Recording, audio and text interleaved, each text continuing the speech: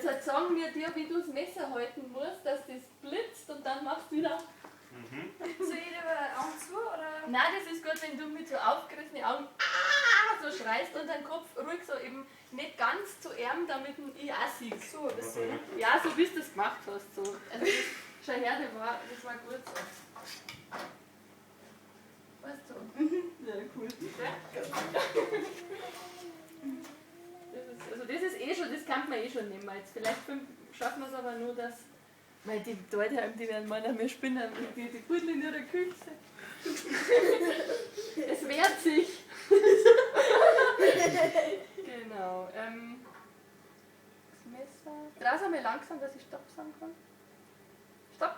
So dass genau spielen. Jetzt muss das nochmal So? dran. Nein, nochmal dran. Und jetzt voll los. Ja, stopp. Nochmal. Ja, so dass es passen. Okay, also auf geht's. Und schreien. Scheiße, was ist hier los? Wieso hat der nicht ausziehen? Passt das noch? Jetzt. Nein, jetzt passt es nicht mehr dran nochmal. Ja, so passt. Gut. Also nochmal schreien.